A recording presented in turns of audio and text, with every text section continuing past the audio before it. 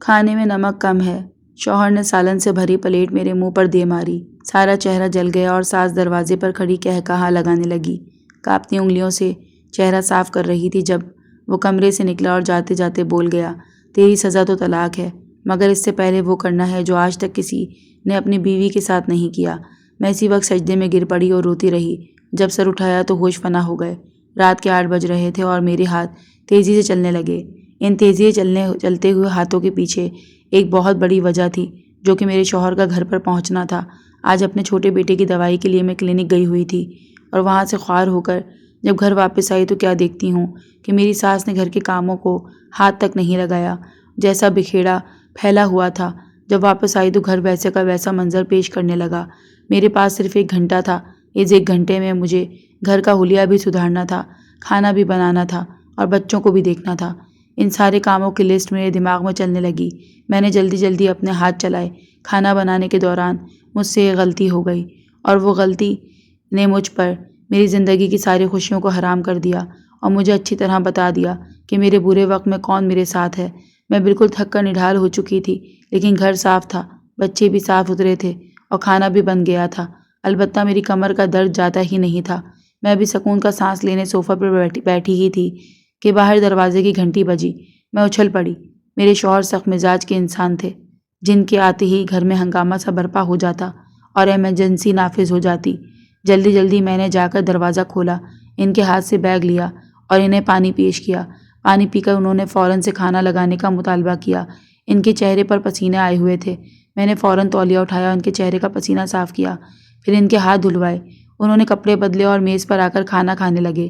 مجھے سکون تھا کہ آج کوئی گڑبڑ نہیں ہوئی ہوگی، لیکن مجھے کیا پتہ تھا کہ یہی سکون میری بربادی کی ذمہ داری بننے والا ہے اور میں ایسے عذاب سے دوچار ہونے والی ہوں جس کا مجھے کچھ بھی علم نہیں تھا۔ میں اپنے شوہر کو کھانا کھاتے ہوئے دیکھتی رہی۔ انہوں نے پہلا نوالا لیا اور اس کے بعد انہوں نے جو حرکت کی وہ میری زندگی بھر یاد رہ جانے والی تھی۔ انہوں نے اسی وقت کھانے کی وہ پلیٹ جو میں نے ابھی چولہے سے گرم گرم دیگچی سے سالن بھر کر ان کے آگے رکھی تھی، وہی گرم ابلتا ہوا سالن انہوں نے میرے منہ پر دے مارا اور میں حواس باختہ سے ہو گئی اور ایک دم سے اپنی آنکھیں میچ کر بلند آواز سے چیخی، یہاں تک کہ میری چیخوں کی آواز پورے گھر میں سنائی دی۔ میرے بچے سہم کر رونے لگے اور میری ساس نے اپنے کمرے سے نکل کر یہ تماشا دیکھا، لیکن مجال ہو جو کہ چہرے پر ذرا برابر بھی افسوس ہو، بلکہ وہ تو سینے پر ہاتھ لپیٹ کر میرے ساتھ ہونے والا یہ تماشا دیکھنے لگی۔ میرے شوہر نے آگے بڑھ کر میرا سر پکڑا اور اسے بچے کچے سالن میں ڈبونے لگے جو پلیٹ میں باقی تھا۔ میری چیخیں بلند ہو رہی تھیں کہ کیا ہو گیا ہے، ایسا کیا کر دیا میں نے؟ جیسے ہی پوچھا تو میرے منہ پر انہوں نے زوردار تھپڑ مارا۔ چہرہ ویسے ہی سالن کی جلن سے بالکل سرخ ہو چکا تھا اور میرا وجود جل رہا تھا۔ انہوں نے مزید اس پر 2 تھپڑ مار کر میرے درد میں بے پناہ اضافہ کر دیا۔ کہنے لگے، تم جیسی پھوڑ عورت سے شادی کر کے میں نے اپنی زندگی برباد کر لی اور اب اس غلطی کو سدھارنے کا وقت آ گیا ہے۔ سالن میں نمک اتنا کم تھا کہ میرے حرام کی کمائی ہے نہ جو تم اس سارے پیسے کو ضائع کر رہی ہو اور ڈھنگ کا کھانا بنا کر بھی نہیں دیتی ہو۔ اور مجھے باتیں سنانے لگے۔ انہوں نے میرا ہاتھ سے پکڑ کر زمین پر دھکا دیا اور پھر ایسی بات کہی جس نے میرے پیروں تلے سے زمین نکال دی۔ انہوں نے مجھے کہا کہ آج وہ مجھے طلاق دے کر رہوں گا، لیکن اس سے پہلے میں تیرے ساتھ ایک ایسا سلوک کروں گا جسے دیکھ کر میرے سینے میں ٹھنڈ پڑ جائے گی اور جس کے بعد تو ہمیشہ ہمیشہ سے میری زندگی سے نکل جائے گی۔ یہ سننا تھا کہ میں تڑپ گئی اور وہیں بلک بلک کر رونے لگی۔ مجھے وہ دن یاد آنے لگا جب میں شادی کر کے اس گھر میں آئی تھی اور اسی وقت سے میری بربادی شروع ہو چکی تھی۔ اس سے پہلے بھی زندگی کوئی پھولوں کی سیج نہ تھی، کانٹوں سے بھری ہوئی تھی۔ جب سے آنکھ کھولی تو خود کو آزمائشوں میں گھرا ہوا پایا۔ میں بلک بلک کر روتی تھی کہ یا اللہ، کبھی میری زندگی کی آزمائش ختم نہیں ہوگی یا پھر میری زندگی آزمائشوں کا وہی دوسرا نام ہے۔ کبھی نہیں سوچا تھا کہ زندگی میں ایک مسکراہٹ بھی نصیب نہ ہوگی۔ خدا پاک نے میری زندگی اتنی مشکل کیوں بنائی ہے؟ یہ سوال بار بار میرے ذہن میں آتا تھا۔ میری زندگی کی کہانی ایک اچھے خاصے گھرانے میں پیدائش کے وقت شروع ہوئی اور ختم کب ہونی تھی یہ مجھے خود بھی معلوم نہیں تھا۔ میں نے آنکھ کھولی تھی تو خود کو ایک ایسے گھرانے میں پایا جہاں زندگی کی ہر سہولت موجود تھی، لیکن شاید گھر والوں کو مجھے اپنانے میں کوئی دلچسپی نہ تھی، یا شاید میں ان پر ایک اضافی بوجھ کے علاوہ اور کچھ بھی نہ تھی۔ میری پیدائش کے وقت نہ کوئی جشن منایا گیا، نہ مٹھائیاں بانٹی گئیں، حالانکہ میں تیسری اولاد تھی۔ تیسری اولاد کا ہونا کوئی بہت زیادہ انہونی بات نہیں ہوتی۔ یہ میرے لیے تو یہ ایک بہت بڑا حادثہ ثابت ہوئی کہ میں ایسے گھرانے میں پیدا ہوئی جہاں میری کوئی ضرورت ہی نہ تھی۔ امی ابو کا تعلق اچھے خاصے گھرانے سے تھا، لیکن سوچ وہی سطحی سی تھی۔ دادی کو بیٹا چاہیے تھا، میں تیسری بار پیدا ہو گئی تو مجھے ایک تبرک سمجھ کر دوسرے کو دے دیا گیا تاکہ دوسرے لوگ بھی مجھ سے فائدہ اٹھائیں، اور یہیں سے میری زندگی کی کایا پلٹ گئی۔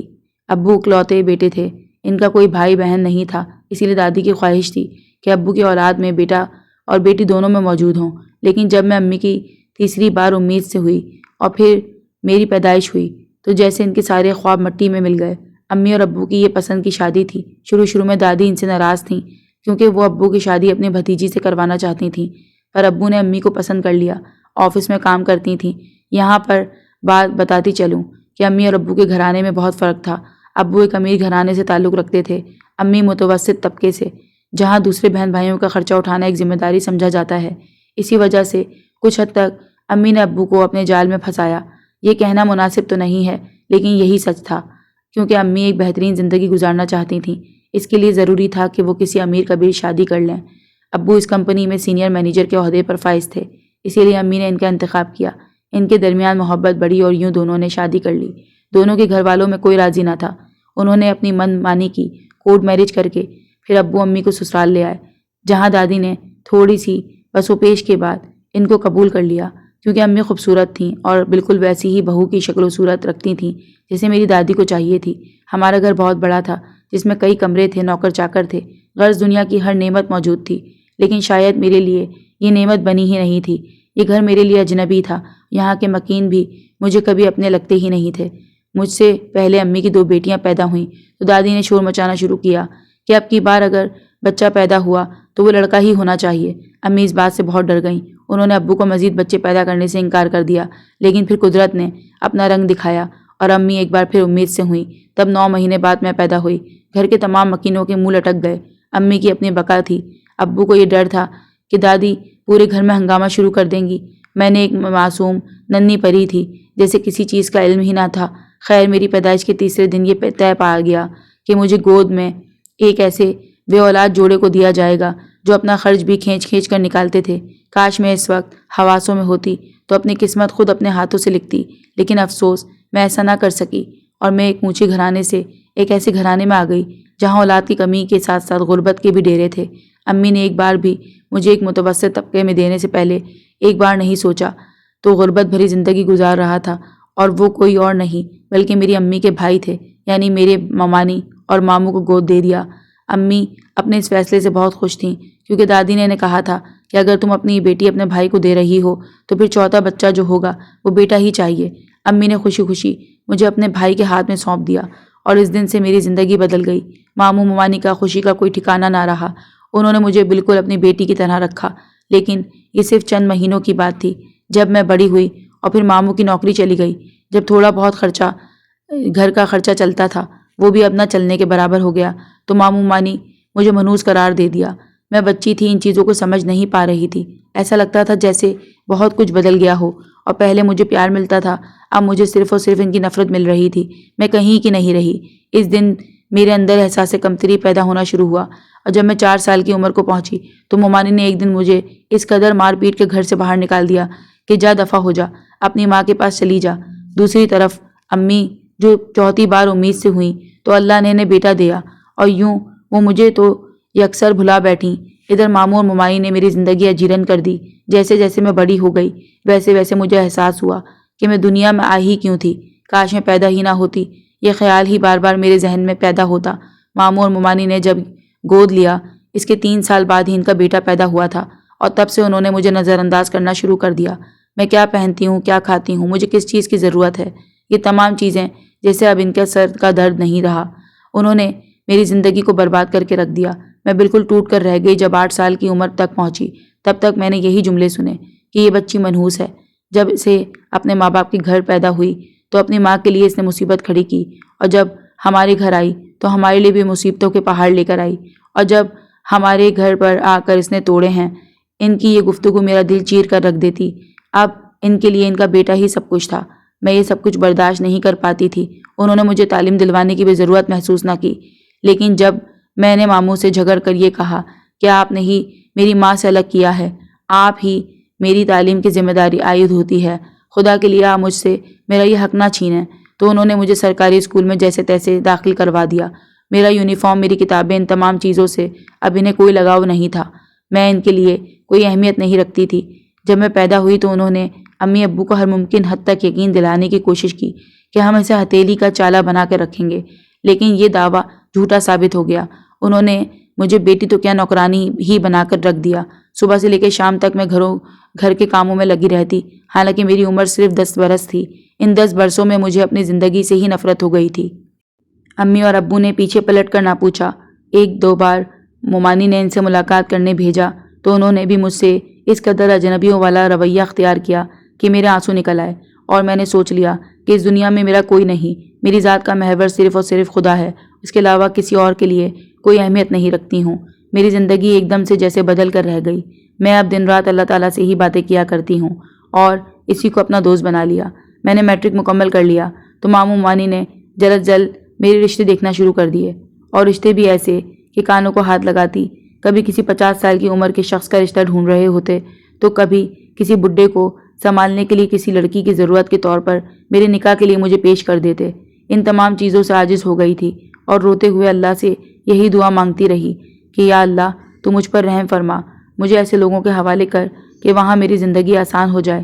لیکن میری دعا قبول نہ ہوئی، بلکہ مجھے یوں لگتا تھا کہ جیسے ابھی زندگی میں بہت سی آزمائشیں آنا باقی ہیں اور مجھے اس کے لیے مضبوط ہونا تھا۔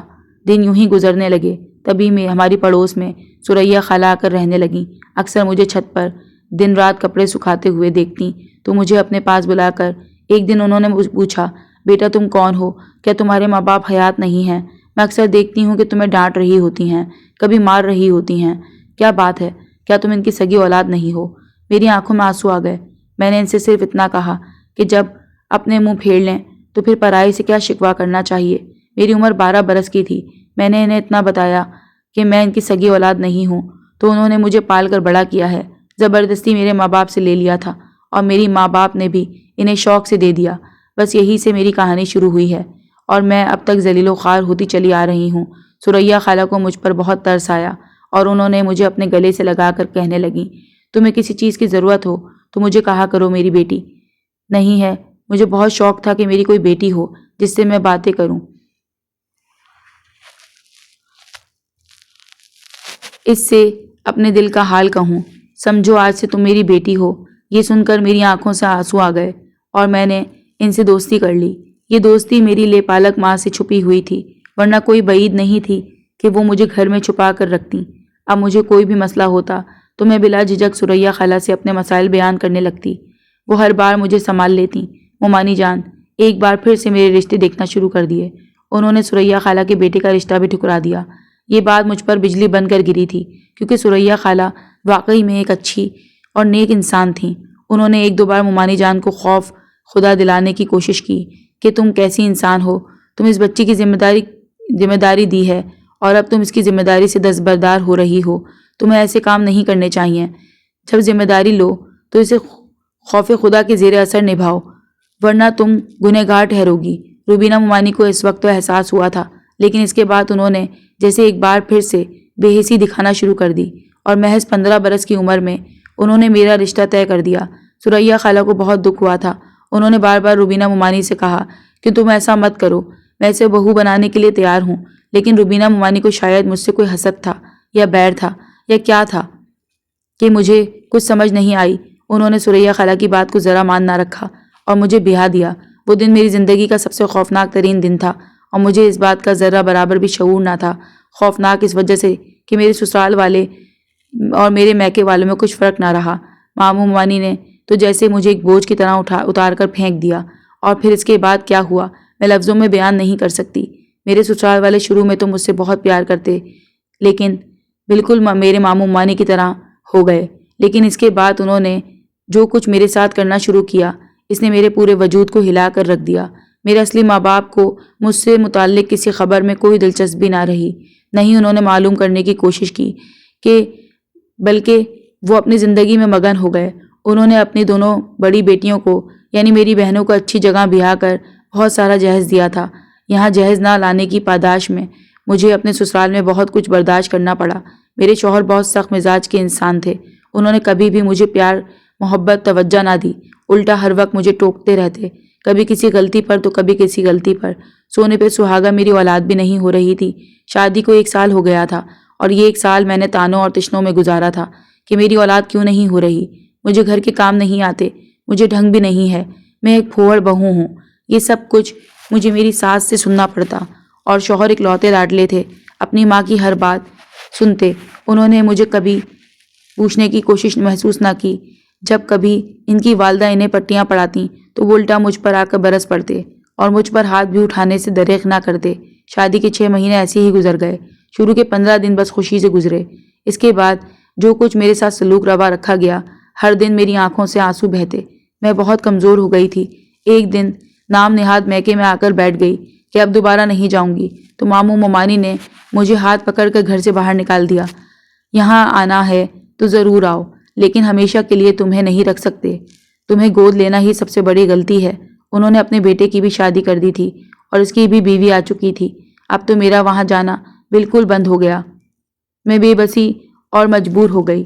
میں نے اس دوران کئی بار اپنے اصل ماں باپ سے رابطہ کرنے کی کوشش کی کہ ایک بار امی سے فون پر بھی بات ہوئی، لیکن انہوں نے جیسے میرے مسئلے پر دھیان ہی نہ دیا، الٹا مجھے ہی نصیحتیں کیں کہ بیٹا شروع میں سب کو برداشت کرنا پڑتا ہے، تم بھی برداشت کرو، جبکہ میں انہیں کیا بتاتی کہ میں کیسی زندگی گزاری ہے۔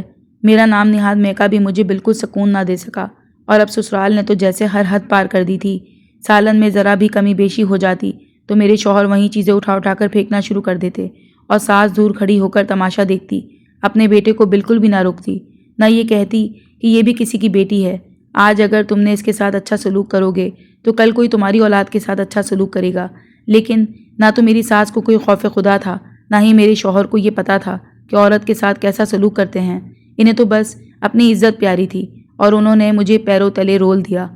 پھر ایک دن ایسا واقعہ ہوا جس نے مجھے ہلا کر رکھ دیا۔ میں 2 بچوں کی ماں بن چکی تھی۔ 2 سال بعد میری بیٹی پیدا ہوئی تھی، اور اس کے بعد میں نے ایک بیٹے کو جنم دیا تھا۔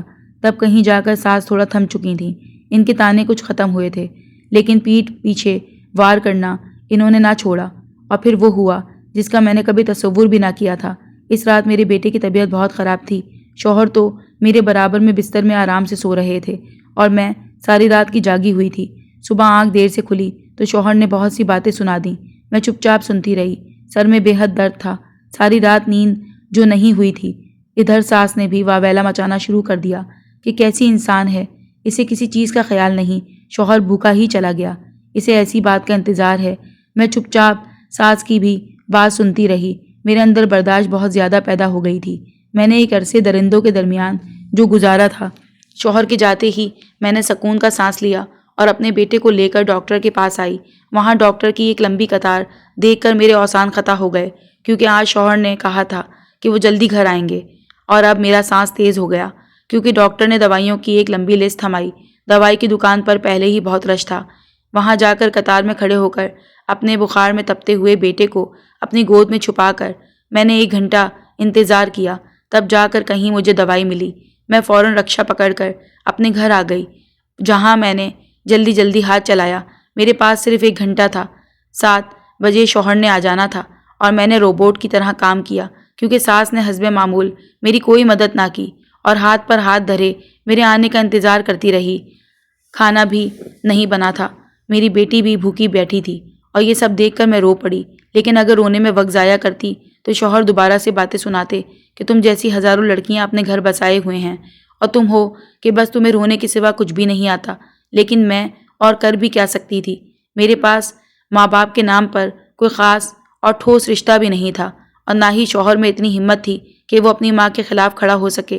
مجھے اپنی قسمت پر زور سے رونا آیا، لیکن پھر رونے میں وقت ضائع کرنے کے بجائے میں نے جلدی ہاتھ چلا کر کھانا تیار کر لیا۔ شوہر آئے اور میں نے انہیں کھانا دیا۔ یہیں گڑبڑ شروع ہو گئی۔ آج میں پہلی بار کھانا چکھنا بھول گئی، اور جیسے ہی شوہر نے پہلا نوالا لیا، انہیں نمک کم محسوس ہوا۔ انہوں نے کچھ بھی نہ سوچا، ابلتا ہوا سالن جو میں ابھی دیگچی سے اتار کر انہیں پیش کیا تھا، انہوں نے وہ میرے منہ پر دے مارا۔ میں حیران رہ گئی، جلن سے میرا پورا وجود جلنے لگا۔ سالن اتنا گرم تھا کہ میرے چہرے پر لال دھبے نمایاں ہو گئے، اور میں زاروں قطار چیخ مار کر رو پڑی۔ میرے بچے مجھے دیکھ کر رونے لگے اور مجھ سے چمٹ گئے، لیکن میرے شوہر کو پھر بھی رحم نہ آیا۔ اس نے مجھے ایک زوردار تھپڑ رسید کیا اور مجھے دور دھکا دیا۔ میں نے اپنے چہرے کو صاف کیا تو آنکھیں دھندلانے لگیں۔ آنکھوں میں بے تحاشا جلن محسوس ہوئی اور اونچا اونچا رونے لگی۔ ساس دور کھڑی تماشا دیکھ کر ہنس رہی تھی کہ واقعی تمہارے ساتھ تو ایسا ہی ہونا چاہیے۔ مجھے لگا کہ اب میں زمین میں دھنس جاؤں گی، لیکن دوبارہ مڑ کر اس انسانوں کے درمیان زندگی گزاروں گی نہیں۔ تبھی میرے شوہر نے میرے بال پکڑ کر مجھے زور سے دھکا دیا اور ایک ایسی بات کہی جسے سن کر میں کانپ اٹھی۔ انہوں نے مجھے کہا کہ تو صرف طلاق کے لائق نہیں، بلکہ تو میں ایک ایسا کام کر کے چھوڑوں گا جو آج تک کسی نے اپنی بیوی کے ساتھ نہ کیا ہوگا۔ یہ سن کر میں پھٹی پھٹی نگاہوں سے اسے دیکھا کہ کیا طلاق سے بھی پہلے کوئی ظلم باقی رہ گیا ہے جو میرا شوہر مجھ پہ ڈھانا چاہتا ہے۔ میری آنکھوں میں بے تحاشا آنسو تھے۔ میں نے اپنے شوہر کے سامنے ہاتھ جوڑ دیے، کیونکہ یہ سوچنا تو بہت آسان تھا کہ اس سے طلاق لے کر علیحدہ ہو جاؤں، لیکن اس پر عمل کرنا انتہائی مشکل۔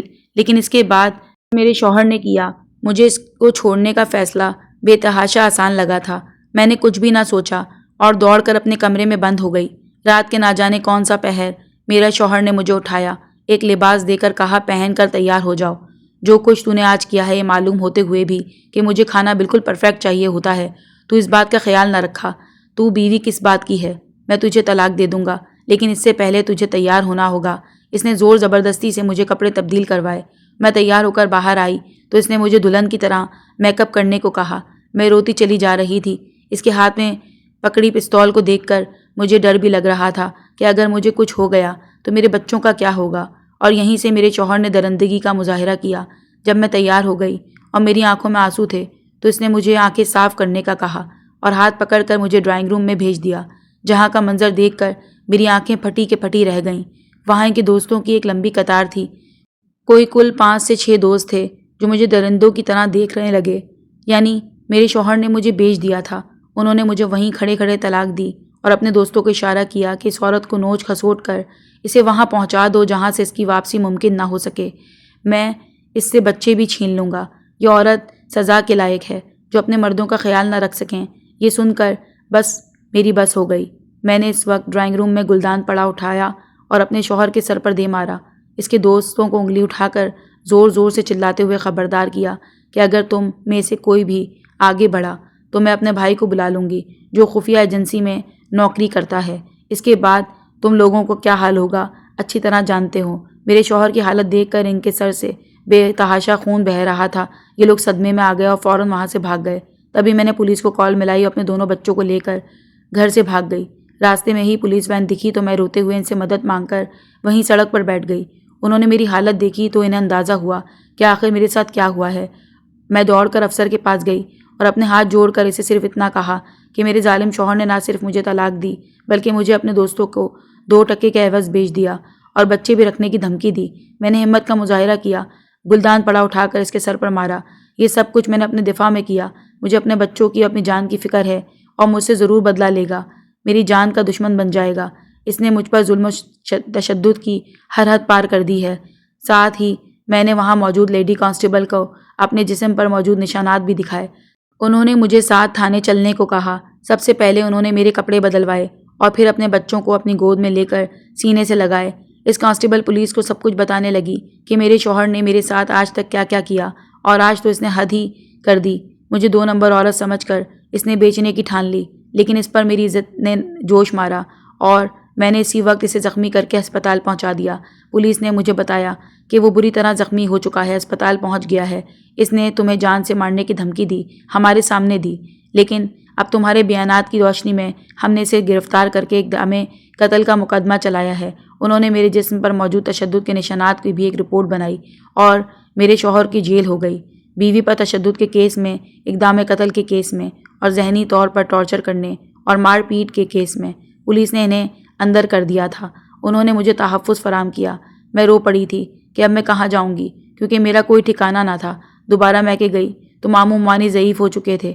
انہوں نے میرے سامنے ہاتھ جوڑ دیے کہ اگر تم یہاں آ کر رہو گی تو ہمارا بیٹا ہمیں بھی گھر سے باہر نکال دے گا۔ وہاں سے نا امید ہو کر میں واپس لوٹ رہی تھی، تبھی مجھے ایک جانی پہچانی آواز آئی۔ پیچھے مڑ کر دیکھا تو اپنی آنکھوں پہ یقین نہ کر پائی۔ وہ کوئی اور نہیں بلکہ ثریا خالہ تھیں، اور میں ان سے جا کر لپٹ کر ایسا روئی کہ جیسے میں نے اپنے اندر بہت سا غبار بھرا ہوا تھا اور وہ غبار پھٹ کر باہر نکل آیا ہے۔ ثریا خالہ میری بہت زیادہ مدد کی۔